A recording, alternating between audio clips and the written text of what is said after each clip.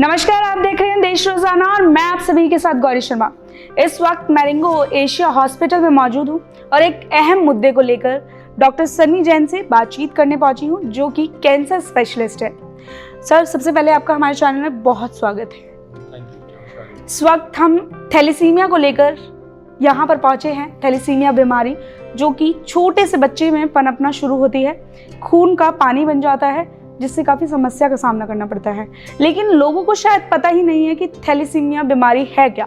तो सबसे पहला क्वेश्चन मेरा सर यही रहेगा कि थैलेसीमिया बीमारी है क्या। थैलेसीमिया एक हीमोग्लोबिनोपैथी है। जी। हीमोग्लोबिनोपैथी मतलब थैलेसीमिया में जो हमारे बॉडी में जो ब्लड है, ब्लड के अंदर जो हीमोग्लोबिन है, हीमोग्लोबिन जो डिफेक्टिव हो जाता है। हीमोग्लोबिन क्या करता है? Haemoglobin is the oxygen carrying molecule, मतलब जो बॉडी में ऑक्सीजन कैरी करता है वो हीमोग्लोबिन है। तो जब ये हीमोग्लोबिन जो है में डिफेक्ट आ जाता है तो उसको हम थैलेसीमिया कहते हैं। जी। अब थैलेसीमिया आम तौर पे ब्रॉडली अगर क्लासिफाई किया जाए तो दो प्रकार का है, अल्फा थैलेसीमिया और बीटा थैलेसीमिया। जी। तो अब ये अल्फा थैलेसीमिया बीटा थैलेसीमिया क्या है? पहली बात तो थैलेसीमिया ब्लड डिसऑर्डर है, हीमोग्लोबिनोपैथी है और इसमें ब्लड की ऑक्सीजन कैरिंग कैपेसिटी कम हो जाती है। सो ये बेसिकली थैलेसीमिया है। सर, इसके लक्षण क्या होते हैं? सो जैसे मैंने बताया, ऑक्सीजन कैरिंग कैपेसिटी कम हो जाती है। आपने एक लाइन यूज करी, खून का पानी बन जाता है। सो खून का पानी तो नहीं कहूँगा, बट डेफिनेटली जो पेशेंट होते हैं थैलेसीमिया वाले, वो यूजली थकान रहती है, चेहरे पे पीलापन रहता है। चिपमंक फेसिस, चिपमंक फेसिस मतलब होता है फ्रंटल बॉसिंग, यानी कि ये जो माथे की हड्डी है ये बड़ी होती है, फैली हुई होती है। जो चीक बोन्स हैं वो फैली हुई होती है। नेजल ब्रिज ये जो है ये डिप्रेस्ड होता है और जो मुंह है, नॉर्मली आप मुंह बंद करते हो तो दोनों होठ सील हो जाते हैं, तो माउथ सील डिफेक्ट रहता है। तो इसको हम टिपिकली कहते हैं चिपमंक फेसिस। ये मिलते हैं पेशेंट में। पेशेंट में थकान जल्दी मिलेगी, पेशेंट में हीमोग्लोबिन लेवल कम मिलेगा। तो ये सारे सिम्टम्स हैं जो कि थैलेसीमिया को दर्शाते हैं। सर, क्या ये एक आनुवंशिक बीमारी है? डेफिनेटली थैलेसीमिया एक ऑटोसोमल रिसेसिव इनहेरिटेड डिसऑर्डर है। मतलब कि ये आम छुआछूत की बीमारी नहीं है जी, कि साथ वाले ने छींका तो साथ वाले को जुकाम हो गया, ऐसा नहीं है। इनहेरिटेड डिसऑर्डर है जो कि माता पिता से ही बच्चों में आ सकता है। सो जब ऑटोसोमल रिसेसिव की मैं बात करता हूँ तो नॉर्मली 2 क्रोमोसोम होते हैं एक जीन के। जब दोनों जीन में डिफेक्ट आता है तो थैलेसीमिया बीमारी पनपती है। सो इसके भी अलग वेरिएंट है। मैंने शुरू में बात करी थी अल्फा थैलेसीमिया और बीटा थैलेसीमिया। यहाँ मैं बात कर रहा हूँ थैलेसीमिया मेजर, थैलेसीमिया ट्रेट या कैरियर जी, या इंटरमीडिएट। सो जब दोनों एलील बच्चों में, यानी कि ये दोनों जीन में डिफेक्ट पाया जाता है, तभी थैलेसीमिया एग्जिबिट होता है। अगर एक जीन में पाया जाता है तो वो पेशेंट यूजली थैलेसीमिया ट्रेट के अंदर आता है, जिसके अंदर लक्षण मिल भी सकते हैं और नहीं भी मिल सकते। लेकिन अगर दोनों जीन में चेंजेस आ गए हैं तो डेफिनेटली लक्षण मिलेंगे। अच्छा सर, क्या ये एक मिथ है कि जैसे आपने बताया कि छींक से नहीं होगा, अगर छींक मारी और कोई मेरे साथ बैठा है तो नहीं होगा, तो लोगों का अक्सर ये सोच होती है, लोग ये सोचते हैं कि अगर मुझको थैलेसीमिया है, मैं किसी के साथ, कोई मेरे साथ बैठकर खाना खाएगा या मेरे साथ बैठेगा तो उसको भी ये प्रॉब्लम हो सकती है। नहीं, ये दिस इज नोन एज, जो आप मुझसे बात कर रहे हैं कि छुआछूत की बीमारी नहीं है, पहला। जी। दूसरा, किसी के साथ बैठने से, उठने से, साथ खाना खाने से, सोने से, घूमने से ये बीमारी नहीं फैलती।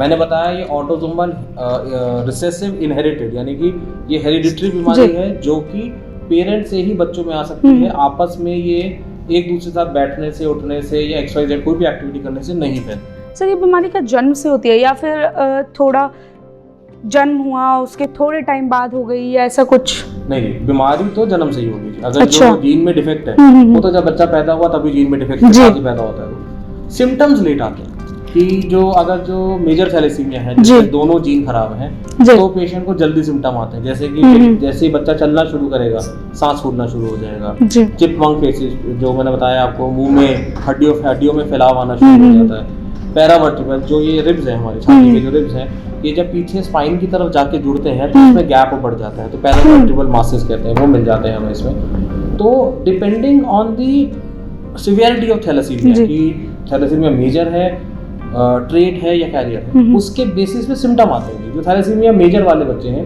वो जन्म से दिखाना शुरू कर देते हैं कि जी सांस फूल रहा है, दूध पीते हुए सांस फूलने लगा, चेहरा पीला पड़ जाता है, जरा सा क्रॉल करता है तो सांस फूल जाता है ना। तो हमने टेस्ट कराया तो पता लगा जी हीमोग्लोबिन का लेवल है वो 5 रह गए, 4 रह गए, तो सिम्टम्स आने लगे।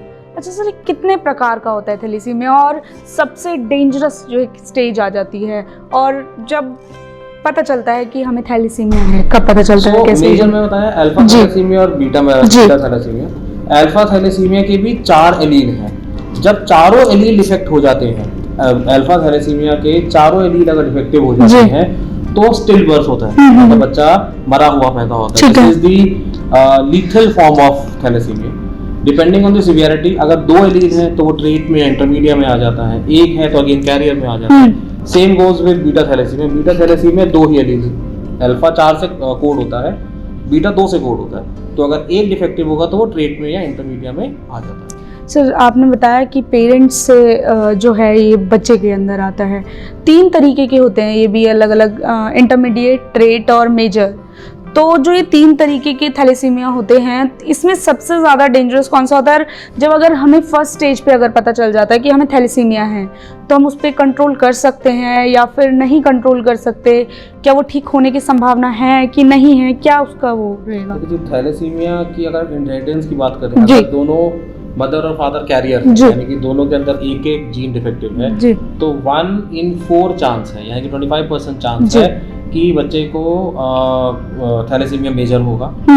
2 in 4 यानी 50% चांस है कि बच्चे कैरियर होंगे, और 25% चांस यानी कि 1/4 चांस है कि बच्चा नॉर्मल हो।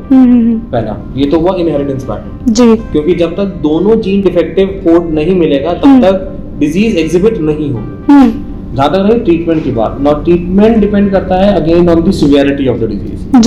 कि नॉर्मली जो स्टार्ट करते हैं वो शुरू होता है ब्लड ट्रांसफ्यूजन से, कि ब्लड ट्रांसफ्यूजन हो रहे हैं पेशेंट को, महीने में कभी 1 हो रहा है, कभी 2 हो रहे हैं। धीरे धीरे बढ़ते बढ़ते ब्लड ट्रांसफ्यूजन की कॉस्ट, ये जो है एक it's a financial burden on the Indian economy और द डेवलपिंग नेशंस, जहाँ पर ये ज़्यादा पाया जाता है। कि इसमें जो ब्लड ट्रांसफ्यूजन की कॉस्ट अगर जोड़ें, अगर जो एवरेज लाइफ स्पैन मानते हैं कि 50 साल रहता है, तो लगभग अगर आप कैलकुलेशन बताऊंगा, मतलब this is not the right place to deal with calculation, वो ऑलमोस्ट 1000 CR तक चली जाती है ट्रांसफ्यूजन कॉस्ट। सो एक तो कॉस्ट इन्वॉल्व है ट्रीटमेंट, दूसरा ट्रीटमेंट की अगर बात करें तो it is basically blood transfusion, ठीक है। लास्ट रिजॉर्ट होता है बोन मैरो ट्रांसप्लांट, कि जब कुछ नहीं काम करता तो हम कहते हैं बोन मैरो ट्रांसप्लांट कर दो। दैट मेरे हिसाब से bone marrow transplant is the agent, is the treatment जो कि ये बताएगा कि हाँ एक्चुअली में जो कि हम सोच सकते हैं कि हाँ डिजीज शुड बी या कैन बी क्योर। अच्छा, अगर हम बोन मैरो कराएंगे तभी डिसीज जो है वो क्योर होगी? देखो क्योर तो थी, अब जीन में डिफेक्ट है तो मैं जीन तो चेंज नहीं कर सकता ना, तो मैं क्या कर सकता हूँ, जो डिफेक्टिव सेल्स हैं जो काम नहीं कर रहे, मैं उसकी जगह नए सेल्स बॉडी में इम्प्लांट कर दूं, जिसको हम बोन मैरो ट्रांसप्लांट करते हैं। बाकी जितना भी ट्रीटमेंट है वो ब्लड ट्रांसफ्यूजन है, वो पेशेंट को वहाँ तक फिट करने के लिए। जी। अच्छा सर, अगर थैलेसीमिया हो जाता है तो क्या लाइफस्टाइल का उस पर कुछ असर पड़ेगा? डेफिनेटली पड़ेगा मैम। बीटा थैलेसीमिया अगर मेजर हो रहा है तो पेशेंट, बच्चा जो है ना ढंग से चल पाएगा, ना फुटबॉल खेल पाएगा, ना डेली एक्टिविटीज कर पाएगा, चेहरे पे चेंजेस दिखेंगे। इसको हम there is a word to it, मतलब चिपमंक में बार-बार बोल रहा हूं ये बात, ठीक है। वो हिमोलिटिक फेसेस भी कहते हैं, पता लग जाता है इस पेशेंट को यार कि ब्लड डिसऑर्डर है, कोई हीमोग्लोबिनोपैथी और टिपिकल फेसेस होते हैं। तो वो सोशली भी बच्चे विड्रॉन रहते हैं, ग्रोथ कम रहती है बच्चों की, मसल फटीग बहुत जल्दी होता है, वीकनेस बहुत जल्दी होती है। तो ऑब्वियसली ये नॉर्मल से हट के लाइफस्टाइल होते हैं। हाँ वहीं अगर ट्रेट की बात करें तो normal routine lifestyle. Sir, thalassaemia जो है वो एनीमिया से कैसे रिलेट करता है? देखो एनीमिया एक बहुत ही ब्रॉड टर्म है। एनीमिया का मतलब होता है कि खून की कमी होना, हीमोग्लोबिन लेवल कम हो। जी। तो 10 से कम अगर है तो एनीमिया हो गया। बट एनीमिया का कारण क्या है? वो थैलेसीमिया है। जी। सो थैलेसीमिया की वजह से एनीमिया है, एनीमिया की वजह से थैलेसीमिया। सर क्या एनीमिया, जिसको एनीमिया है उसको आगे जाकर थैलेसीमिया होने के चांसेस हैं? नहीं, थैलेसीमिया या तो जन्म से होगा या नहीं होगा, ठीक है। इट इज इनहेरिटेड, मतलब वो आपको हेरिडिटरी में जो भी इंसान है उसको जो शक्ल रूप रंग मिल गया वो हेरिडिटरी है, उसको आप चेंज नहीं कर सकते। तो same is with thalassaemia. Thalassaemia अगर जन्म पे है तो है, आगे जाके थैलेसीमिया बन जाए इसके चांसेस बहुत रिमोट है। मेरे हिसाब से नहीं हो सकता, because autosomal recessive inherited disorder है। सर नॉर्मल लाइफ जीना कितना मुश्किल हो जाता है इससे? ट्रेट में यूजुअली कोई दिक्कत नहीं आती है, मतलब अगर हम बात करें बर्डन की तो लगभग 3.3% के आसपास are the non thalassaemia patient, और रफली अराउंड 42% आर दी ट्रेट, क्योंकि थैलेसीमिया आपको मेरे को भी हो सकता है, थैलेसीमिया ट्रेट हमें नहीं पता, वो जब टेस्टिंग कराएंगे तब पता लगेगा। सो थैलेसीमिया ट्रेट वाले पेशेंट्स में कोई दिक्कत नहीं आती, और जब 2 ट्रेट वाले, एक मेल एक फीमेल मिल जाते हैं, तभी थैलेसीमिया एग्जिबिट होता है। तो समझ मेरी बात, मतलब अगर एक फादर को ट्रेट है, मदर को कुछ नहीं है, तो बच्चों में कोई थैलेसीमिया नहीं मिलेगा, सिर्फ थैलेसीमिया ट्रेट मिलेगा। मदर में भी ट्रेट है और फादर में भी ट्रेट है, तो डेफिनेटली 1:4 मैंने बताया आपको चांसेस हैं कि थैलेसीमिया बच्चे में मिलेगा। सब कितने समय के बाद जो है ब्लड चढ़ाना पड़ता है, transfusion? Depending on the severity है, ये महीने में 2 बार भी होता है, महीने में 5 बार भी होता है। सो ऐसा कोई डिक्टम नहीं है ना कि हमें कि हर दूसरे दिन चढ़ाना है जी, हर तीसरे दिन चढ़ाना है। जैसे जैसे बच्चे की एज बढ़ती है, जैसे जैसे एक्टिविटीज बढ़ती हैं, जैसे जैसे ऑक्सीजन रिक्वायरमेंट बढ़ती है, वैसे वैसे ट्रांसफ्यूजन का टाइम जो है कम होता चला जाता है। और अगर बच्चा बर्थ हुआ है बच्चे का, उसकी इसमें थैलेसीमिया में उसकी एज कितनी रहती है सर? वैसे तो ये सवाल नहीं पूछना चाहिए, क्योंकि एक हार्ट ब्रोकन सवाल है कि कोई अपने बच्चे को जन्म दे रहा है, उसके बाद फिर बच्चा साथ छोड़ जाता है, लेकिन फिर भी ये सवाल पब्लिक के लिए, ऑडियंस के लिए बहुत ज़रूरी है, क्योंकि कितनी एज पीरियड जो है, कितना टाइम पीरियड उसके पास होता है?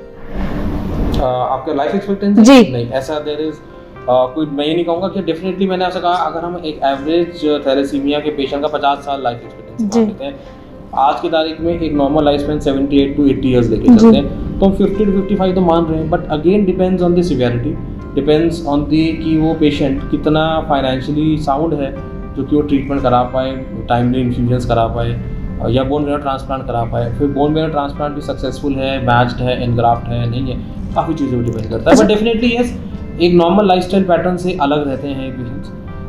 Life span comparatively to normal life span से शॉर्ट एंड लाइफ स्पैन रहता है, और क्योंकि ब्लड ट्रांसफ्यूजन रिपीटेड की वजह से भी बहुत सारे साइड इफेक्ट होते हैं, लिवर में चेंजेस आ जाते हैं, हार्ट में चेंजेस आ जाते हैं, और आयरन ओवरलोड हो जाता है। आयरन ओवरलोड की वजह से कार्डियक मायोपैथी यानी कि हार्ट में चेंजेस आने शुरू हो जाते हैं। तो डेफिनेटली हर एक का अपना साइड इफेक्ट और इफेक्ट है। अच्छा सर, जैसे हम ट्रांसफ्यूजन जो करते हैं, ब्लड ट्रांसफ्यूजन करते हैं, उससे क्या बॉडी पर कुछ इफेक्ट पड़ने के चांसेस होते हैं या कुछ ऐसा? आपको जब हम ब्लड ट्रांसफ्यूजन करते हैं तो बॉडी में आयरन ओवरलोड हो जाता है, तो हम ब्लड ट्रांसफ्यूजन के साथ साथ आयरन किलेटिंग थेरेपीज भी शुरू करते हैं। आयरन किलेटिंग मतलब कि जो बॉडी से एक्सेस आयरन निकाले। एक्सेस आयरन होने की वजह से हार्ट में स्पेसिफिकली और लिवर में चेंजेस आने शुरू हो जाते हैं। हार्ट में क्या चेंजेस आते हैं कि वो डायलेटेड कार्डियोमायोपैथी होती है, जो कार्डियक सेल्स हैं, जो कार्डियक मसल सेल्स, उसकी डेथ होनी शुरू हो जाती है, जिसकी वजह से कार्डियक मसल जो हमारे कार्डियक चैम्बर्स हैं वो बड़े होने शुरू हो जाते हैं, डायलेटेड कार्डियोमायोपैथी कहते हैं इसको। देन लिवर में चेंजेस आने शुरू हो जाते हैं, तो इसके लिए हम आयरन चिलेटिंग थेरेपीज कहते हैं, जो हम देते हैं, जो इनका काम होता है एक्सेस आयरन को बॉडी में से निकालना। सर, इसमें खान पान का कोई परहेज? यानी जो भी चीज़ एक्सेस आयरन दे रही है उसको अवॉइड करना है, क्योंकि ऑलरेडी आप ब्लड ट्रांसफ्यूजन की वजह से एक्सेस आयरन ले रहे हैं ब्लड ट्रांसफ्यूजन में, है ना। सो वो एक्सेस कुछ भी हो सकता है, लाइक जो कहते हैं कि भैया पोर्क नहीं खाना, बीफ नहीं खाना, लिवर नहीं खाना, पीनट बटर में अवॉइड करना चाहिए, लोहे के बर्तन में बना हुआ खाना नहीं जी, मतलब आयरन जो भी देता है, एक्सेस आयरन जो देता है, उसको अवॉइड करना है। बिल्कुल, अगर आप लोग वीडियो देख रहे हैं तो आप लोगों को भी बताऊंगी कि थैलेसीमिया के पेशेंट बिल्कुल भी जो आयरन एक्सेस कर देता है हमारी बॉडी को, बहुत कम खाए, ताकि आप लोगों को ज़्यादा इफेक्ट ना पड़े। ऐसा ही डॉक्टर सर ने हमें बताया है। ऐसे में सर कोई ऐसी जानकारी जो हमसे छूट गई हो, आप बताना चाहते हो? नहीं, मतलब इंडिया में इतना प्रेवलेंट नहीं है जी, लेकिन मेरे हिसाब से एक शादी से पहले pre marriage genetic counselling and genetic checkup ज़रूर होना चाहिए, जिससे कि 2 थैलेसीमिया वाले मेल और फीमेल नाम मिल जाए, जिससे कि ये एक इनहेरिटेड बीमारी है, तो इसका इनहेरिटेंस को रोका जा सकता है ना। तो रोकने के लिए जो स्टेप है वो शादी से पहले ही होगा, बच्चा होने के बाद वो कुछ नहीं कर सकता, एक्सेसिव है तो है, एक्सप्रेस हो रहा है तो हो रहा है। सो मेरे हिसाब से एक प्री मैरिज, है ना, there should be a genetic setup, but India में इतना प्रेवलेंट नहीं है कि आप जेनेटिक टेस्टिंग करा लो या मेडिकल चेकअप करा लो, but I am sure some years वो भी शायद होना शुरू हो जाए। बहुत बहुत धन्यवाद सर इतनी जानकारी देने के लिए।